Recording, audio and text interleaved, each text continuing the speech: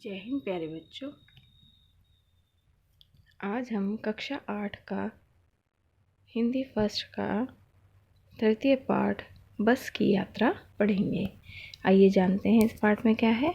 इसके लेखक हैं हरिशंकर परसाई जी। उन्होंने एक हास्य व्यंग बस के ऊपर किया है, मैंने व्यंग किया है, मैंने मजाक व्यंग बस के ऊपर के बस की कैसी हालत है और किस किस तरह से ये बस को कंपनी के जो हिस्सेदार हैं, बस के जो मालिक हैं, वो चला रहे हैं। किस खटारा हालत में बस है फिर भी उसे चला रहे हैं, तो उसके ऊपर व्यंग किया है। आइए जानते हैं क्या है इस पाठ में।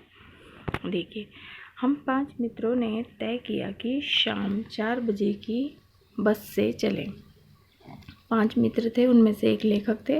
इन्होंने तय किया कि शाम की बस से चलें। पन्ना से इसी कंपनी की बस सतना के लिए घंटे भर बाद मिलती है। पन्ना से इन्हें सतना जाना है, वो 1 घंटे के बाद मिलेगी बस पन्ना से सतना जाने के लिए, जो जबलपुर की ट्रेन मिला देती है। और वहाँ से वो जबलपुर की ट्रेन मिला देती है, माने जबलपुर की ट्रेन तक वो पहुँच जाएंगे।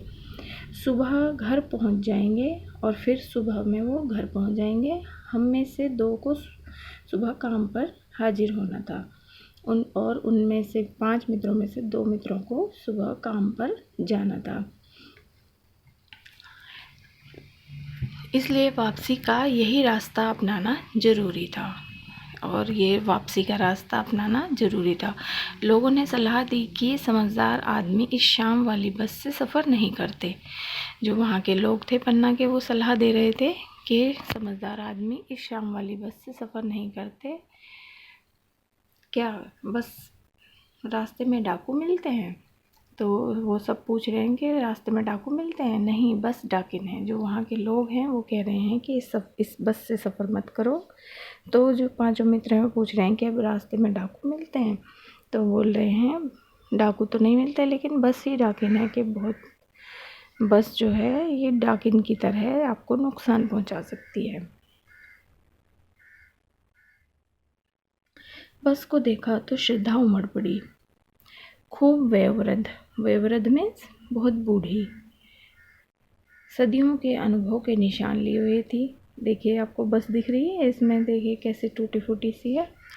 तो कह रहे हैं कि बस को देखा तो श्रद्धा उमड़ पड़ी कि हाँ, वाकई बहुत ज़्यादा बेकार हालत में है और इसके ऊपर बहुत सारे निशान हैं, अनुभव लिए हुए हैं।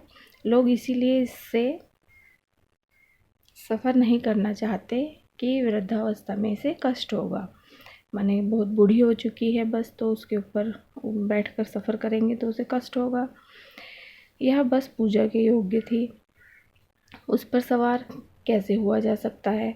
बस जो है पूजा करने के योग्य थी, माने बहुत बूढ़ी हो चुकी है, और अब उस पर हम सवार कैसे हो सकते हैं? आगे देखिए क्या कह रहे हैं। बस कंपनी के एक हिस्सेदार भी उसी बस से जा रहे थे। जो बस थी उसके एक हिस्सेदार माने मालिक जो थे उसके उसमें सफ़र कर रहे थे बस में। हमने उनसे पूछा, उन 5 मित्रों ने पूछा, यह बस चलती भी है कि ये चलती भी है? वो बोले, चलती क्यों नहीं है जी, अभी चलेगी। हमने कहा, वही तो हम देखना चाहते हैं, अपने आप चलती है यह? जी हाँ। हाँ जी, और कैसे चलेगी? लेखक कह रहे हैं कि हाँ, हम भी तो वही देखना चाहते हैं कि ये अपने आप चलती है, कैसे चलती है, हम भी तो वही देखना चाहते हैं। गजब हो गया, ऐसी बस अपने आप चलती है। जो लेखक हैं वो कह रहे हैं कि मतलब बहुत गजब की बात है कि ऐसी बस है और वो अपने आप चलती है।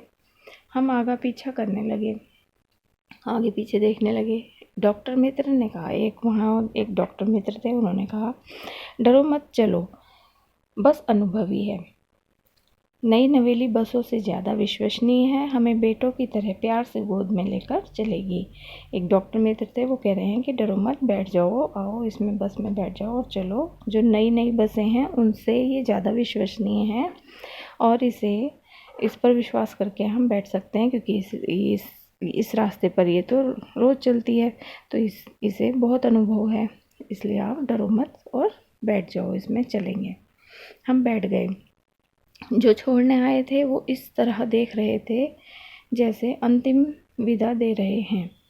अब जो और आए थे उनके साथ मित्र उन्हें छोड़ने बस में बैठाने के लिए, तो वो ऐसे देख रहे थे जैसे अंतिम विदा दे रहे हों। उनकी आंखें कह रही थी आना जाना तो लगा ही रहता है, माने उनकी आंखों में ऐसा लग रहा था आंखों को देख के कि कह रहे हैं कि जिसका जन्म हुआ है उसकी मृत्यु तो अवश्य होगी, आना जाना तो लगा रहता है, आया है सो जाएगा, जिसका जन्म हुआ है वो उसकी मृत्यु भी अवश्य होगी। राजा रंग फ़कीर, राजा भी चले गए, रंग गरीब भी चले गए, फ़कीर भी चले गए। आदमी को कूच करने के लिए एक निमित्त चाहिए, माने आदमी को यहाँ से जाने के लिए एक बहाना चाहिए, तो वो बस है ये बहाना जिससे ये नुकसान पहुँचा सकती है बस उन्हें। इंजन सचमुच स्टार्ट हो गया, ऐसा जैसे सारी बस ही इंजन है और हम इंजन के भीतर बैठे हैं। कांच बहुत कम बचे थे, जो बचे थे उनसे हमें बचना था। अब ये सब बैठ गए हैं पांचों मित्र और कह रहे हैं कि कांच जो है खिड़की पे जो शीशे थे वो बहुत कम बचे थे। एक तो इंजन स्टार्ट हो गया कह रहे हैं, और ऐसा लगा इंजन इतनी तेज़ आवाज़ करके स्टार्ट हुआ, ऐसा लगा कि हम इंजन के अंदर ही बैठे हैं। और जो खिड़कियों पे कांच थे वो बहुत कम बचे हुए थे, मैंने सारे टूटे हुए थे, एक दो ही बचे थे।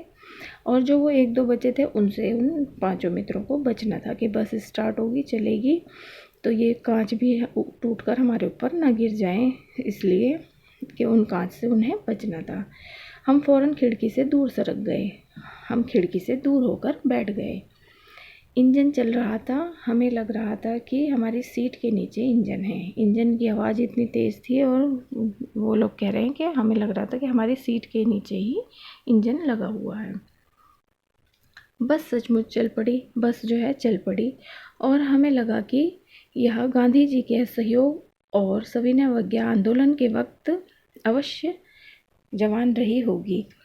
लेखक कह रहे हैं कि जब गांधी जी ने 1920 में असहयोग आंदोलन चलाया था और 1930 में सविनय अवज्ञा आंदोलन चलाया था, उस समय ये बस जवान रही होगी। अब बूढ़ी हो गई है, जवान माने नई रही होगी, उस टाइम पे नई थी, उसे ट्रेनिंग मिल चुकी थी। जो ये आंदोलन हुए थे उस समय उन्हें बस को ट्रेनिंग मिल चुकी थी असहयोग आंदोलन में कि सहयोग ना करना, और सविनय अवज्ञा आंदोलन का मतलब कि विनय पूर्वक आंदोलन करना कि हिंसा नहीं करेंगे लेकिन हम आपकी बात भी नहीं मानेंगे।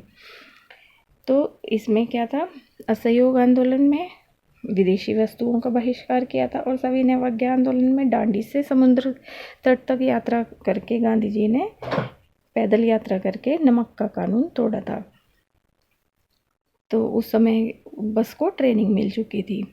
पूरी बस सविनय अवज्ञा आंदोलन के दौर से गुजर रही थी। सीट का बॉडी से असहयोग चल रहा था।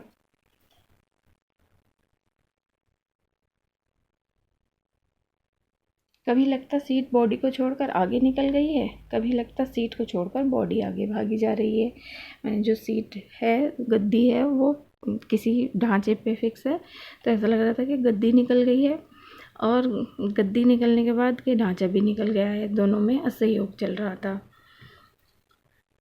8-10 मील चलने पर सारे भेद मिट गए। जब 8-10 किलोमीटर तक बस चल गई तो लेखक कह रहे हैं हमारे भेद मिट गए, माने हमें यकीन हो गया। यह समझ में नहीं आता था कि सीट पर हम बैठे हैं या सीट हम पर बैठी है। माने जैसे ही चल रही थी बस तो सीट जो है निकल जाती थी और वो लोग नीचे गिर जाते थे, और जैसे ही उठाकर ऊपर रखने लगते थे तो चलती हुई बस में फिर वो गिर जाते थे, उनके ऊपर सीट गिर जाती थी। तो ये इस तरह से हो रहा था। अब आगे क्या हुआ, एकाएक बस रुक गई, अचानक बस रुक गई। मालूम हुआ कि पेट्रोल की टंकी में छेद हो गया है। पेट्रोल की टंकी में छेद हो गया। ड्राइवर ने बाल्टी में पेट्रोल निकालकर उसे बगल में रखा और नली डालकर इंजन में भेजने लगा। अब ड्राइवर ने एक बाल्टी में पेट्रोल निकाल लिया और उसमें एक नली लगाकर उस नली को इंजन में पेट्रोल भेजने लगा। अब मैं उम्मीद कर रहा था कि थोड़ी देर बाद बस कंपनी के हिस्सेदार बस इसके जो मालिक हैं हिस्सेदार इंजन को निकाल कर गोद में रख लेंगे और उसे नली से पेट्रोल पिलाएंगे, जैसे माँ बच्चे के मुंह में दूध की शीशी लगाती है। लेखक कह रहे हैं कि अब मुझे ऐसा लग रहा था, उम्मीद थी कि अब जो है इंजन को भी निकाल कर गोद में रख लेंगे बच्चे की तरह, और जैसे माँ बच्चे के मुंह में शीशी से दूध पिलाती है उसी तरह इस इंजन को भी पेट्रोल पिलाया जाएगा। बस की रफ्तार अब 15-20 मील हो गई थी, माने 15-20 किलोमीटर की रफ्तार से बस चल रही थी। मुझे उसके किसी हिस्से पर भरोसा नहीं था। लेखक कह रहे हैं कि इतनी ख़राब हालत में थी, मुझे किसी हिस्से पर उसके भरोसा नहीं था। ब्रेक फेल हो सकता है, बस का ब्रेक फेल हो सकता है, स्टीयरिंग टूट सकता है, स्टीयरिंग जो वो घुमा रहे हैं वो भी टूट सकता है। प्रकृति के दृश्य बहुत लुभावने थे।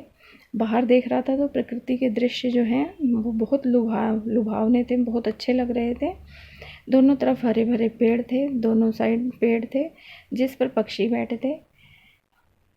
मैं हर पेड़ को अपना दुश्मन समझ रहा था।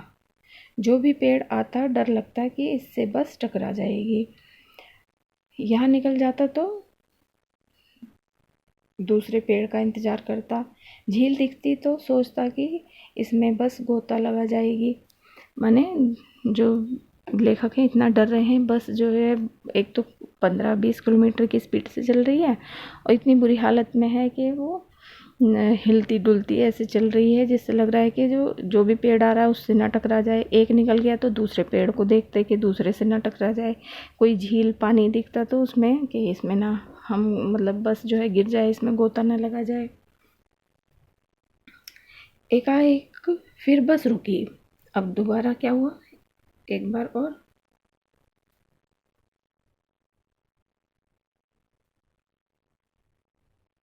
बस रुक गई। ड्राइवर ने तरह तरह की तरकीबें की पर वह नहीं चली नहीं। सविनय अवज्ञा आंदोलन शुरू हो गया था।